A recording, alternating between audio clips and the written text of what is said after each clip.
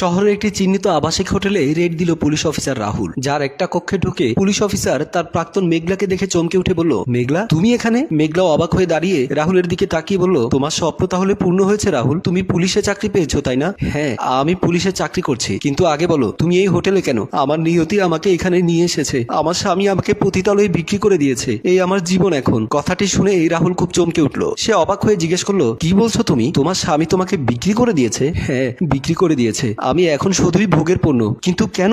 বাবা মারা যাওয়ার পর ভাই সংসারে কষ্ট করে দিন পার করছিলাম, এমন সময় আমার এক খালা আমার জন্য বিয়ের সম্বন্ধ নিয়ে আসলো। ঘরোয়া মোটামুটি আয়োজন করে আমার বিয়ের অনুষ্ঠান সম্পন্ন হলো, কিন্তু আমার পোড়া কপাল, বাসর ঘরে ঢুকতে দেখলাম মানুষের চেহারার এক হায়নার ভয়ঙ্কর ক্ষুধার্ত রূপ।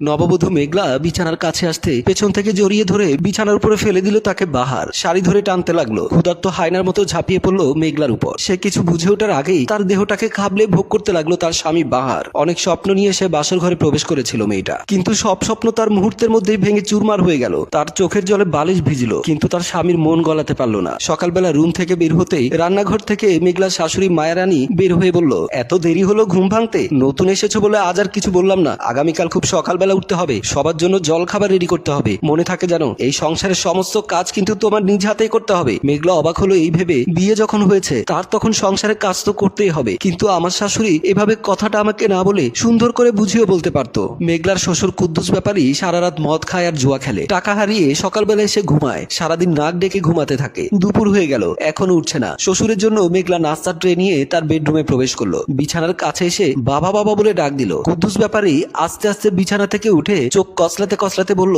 কি ব্যাপার, তুমি এখন আমাকে এত সকাল সকাল ডাকছো কেন? বাবা, আপনার জন্য চা নিয়ে এসেছিলাম। কুদ্দুস মনে মনে কি যেন ভাবলো, তারপর বসা থেকে দাঁড়িয়ে ছেলের বউয়ের পাশে দাঁড়িয়ে বলল, আচ্ছা বৌমা, তোমার বড় ভাই তো তোমার বিয়ের সময় তোমাকে একটা গলার হার দিয়েছিল তাই না? ওই হারটা কি সোনার ছিল? হ্যাঁ বাবা, ওটা তো স্বর্ণের ছিল। কিন্তু কেন? বলছি তো, আগে বলো কতটুকু স্বর্ণ হবে ওখানে? প্রায় 1 ভরির উপরে হবে। ওই হারটা আমার মায়ের ছিল, আসলে পুরোনো দিনের, তাই অনেক খাঁটি। তোমার আম্মার ছিল? ও আচ্ছা, তো এতদিনে কি পরীক্ষা নিরীক্ষা করেছো কতটুকু স্বর্ণ?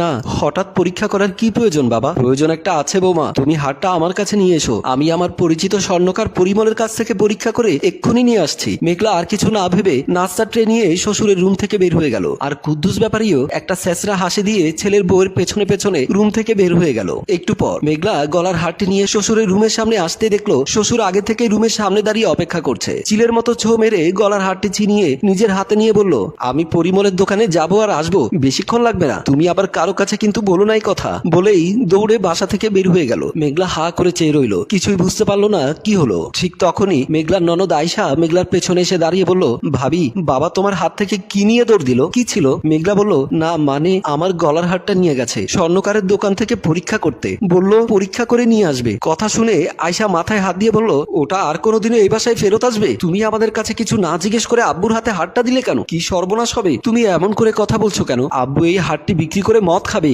জুয়া খেলবে। কথাটা শুনে মেঘলার মাথায় যেন চক্কর মারলো। বুঝতে পারলো তার সাথে ধোঁকা হয়েছে। আয়শা বলল, আর কোনো জিনিস তুমি আব্বু বা ভাইয়াকে দেবে না, তারা দুজনে একই ধরনের মানুষ। আয়শা তার রুমের দিকে চলে গেল। মেঘলা বুঝতে পারলো সে অনেক বড় একটা ভুল করে ফেলেছে। তার বড় ভাই এমন একটা পরিবারে কেন তাকে বিয়ে দিল? ভাবতে ভাবতে সে তার রুমের দিকে চলে গেল। রাতে অস্থির হয়ে বাসার মধ্যে প্রবেশ করলো বাহার। ঢুকে মেঘলাকে বলল, এই তোমার গলার হারটা দাও তো। কোন হার? ওই যে সোনার হারটা, তাড়াতাড়ি দাও, আমার লাগবে, দরকার আছে, তুমি বুঝবে না। মেঘলা অবাক হয়ে দাঁড়িয়ে বলল, আগে বলুন কি হয়েছে আপনার? আপনি এমন ঘামাচ্ছেন কেন? আপনি কি অসুস্থ?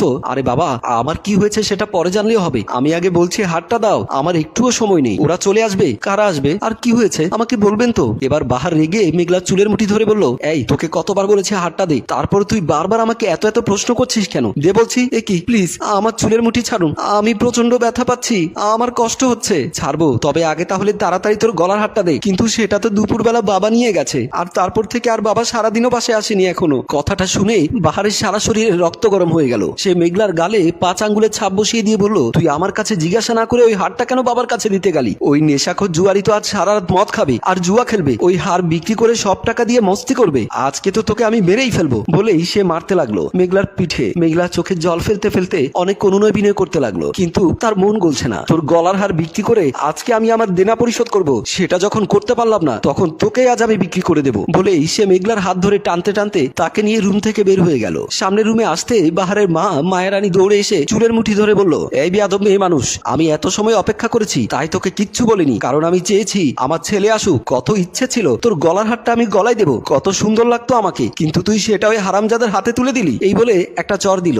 মা ছেলের কথা শুনে মেঘলা বুঝতে পারলো আসলে এরা কত খারাপ মানুষ। সে তারপর শাশুড়িকে ধাক্কা দিয়ে চুলের মুঠি ছাড়িয়ে নিয়ে সাহস নিয়ে বলল, আমি অনেক সহ্য করেছি আপনাদের এসব নির্যাতন, আর সহ্য করব না। আপনারা এত খারাপ, একটা গলার হারের জন্য মা ছেলে আমাকে এভাবে নির্যাতন করবেন, এত লোভ, আমি আপনাদের পুলিশে দেব, আমি সব বলে দেব। তার কথা শুনে মা ছেলে দুজনে অবাক হয়ে গেল। তারপর তারা মা ছেলে দুপাশ থেকে চেপে ধরলো মেঘলাকে। নিজেকে ছাড়িয়ে নেবার চেষ্টা করেও ব্যর্থ হলো মেঘলা। বাহার বলল, মা দুধ কলা দিয়ে ঘরে কাল সাপ পুষেছি, যে কোনো সময় সে সাপ ছোবল মারতে পারে। মা বলল, কিন্তু সাপের তো অনেক দাম, এটাকে বিক্রি করে দে। তারপর তারা ওর মুখ চেপে ধরে অন্যদিকে নিয়ে গেল। তারপর বাহার ওই হোটেলে নিয়ে এসে আমাকে বিক্রি করে দেয়। সেই থেকে প্রতি রাতে অসংখ্য খদ্দের কাছে রাতের রানী হয়েছি, তাদের মনোরঞ্জন করে পেট চালাচ্ছি। রাহুল বলল, অনেক ভালোবাসতাম তোমাকে, ধর্মের বেড়া জালে তোমাকে জীবন সঙ্গী হিসেবে পেলাম না, কিন্তু বিশ্বাস করো এখনো তোমার জন্য আমার মন কাঁদে, এখনো তোমাকে আগের মতোই চাই। তোমার সাথে যারা এমন অমানুষের মতো ব্যবহার করেছে, তোমার জীবনটা যারা নষ্ট করে দিয়েছে, তাদের উপর চরম প্রতিশোধ আমি নেব, চলো তুমি আমার সাথে। বলেই রেজাউল অনিমার হাত ধরে হোটেল কক্ষ থেকে বের হয়ে গেল। দরজা খুলতে মায়ের রানী রাহুলকে দেখে ভয় পেয়ে চিৎকার দিয়ে ড্রয়িং রুমের ভেতরে ঢুকে গেল। মেঘলা ও রাহুল পেছন পেছন ড্রয়িং রুমের ভেতরে গেল। ভয়ে কাঁপতে কাঁপতে রানী বলল, স্যার, স্যার বিশ্বাস করেন স্যার, আমি কিছুই করি নাই, যা করার বাহারের বাপ করছে। রাহুল বলল, ওদের ডাকো, এক্ষুনি ডাকো। রানীবালা বাহার ও বাহারের বাপ বলেই ডাক দিল। বাহার ও কুদ্দুস ব্যাপারী বাসার ভেতর থেকে ড্রয়িং রুমে আসতেই পুলিশ দেখে চোরের মতো দৌড় দিতে চাইলো। রেজাউল হাতের পিস্তলটা বের করে ওদের দিকে তাক করে বলল, আর এক পা সামনের দিকে আগালেই দুজনের লাশ পড়ে থাকবে ফ্লোরে, সাবধান। তারা দাঁড়িয়ে ভয়ে কাঁপতে লাগলো। রাহুল বলল, মেঘলা তুমি বলো ওদের কি শাস্তি দেব, ওদের কি ধরনের কি কঠিন শাস্তি দিলে তোমার মন খুশি হবে? মেঘলা বলল, কুকুর পায়ে কামড় দিয়েছে বলে আমি কুকুরের পায়ে কামড় দিতে পারি না, কিন্তু কুকুরকে মেরে ফেলতে পারি, যাতে আর কোনো কুকুর এরকম ইত্রামি না করে। ওরা আমার জীবনটা নষ্ট করে দিয়েছে, তাই এদের পুড়িয়ে ছাই করে দিতে পারি। আমাকে যেমন পতিতালয়ে বিক্রি করেছে, ওর বোনটাকে যদি পতিতালয়ে বিক্রি করে দেই, ওর বোনটা যদি প্রতি রাতে আমার মতো নতুন নতুন খদ্দের সাথে শোয়, তখনও কি করবে, কেমন লাগবে, ওর কি যন্ত্রণা হবে না? তেমন যন্ত্রণা আমি ওকে দিতে চাই। সবকিছুর একটাই সমাধান, রাহুল ওটা আমার হাতে দাও, আমি ওর বুকে গুলি করব, ওর বুক ঝাঁঝরা করব। কথাটি শুনে তাড়াতাড়ি সবাই হাউমাউ করে কেঁদে উঠলো, অনুনয় বিনয় করে মাপ চাইতে লাগলো। তারা পুলিশ অফিসার ও মেঘলার হাতে পায়ে ধরে ক্ষমা চাইতে লাগলো। প্রিয় ভিউয়ার্স, ওদের মতো নরপশুদের কি শাস্তি হওয়া উচিত কমেন্টে জানাবেন। গল্পটি ভালো লাগলে লাইক, কমেন্ট ও শেয়ার করুন। গল্পটির রচনা ও পরিচালনায় অভিক।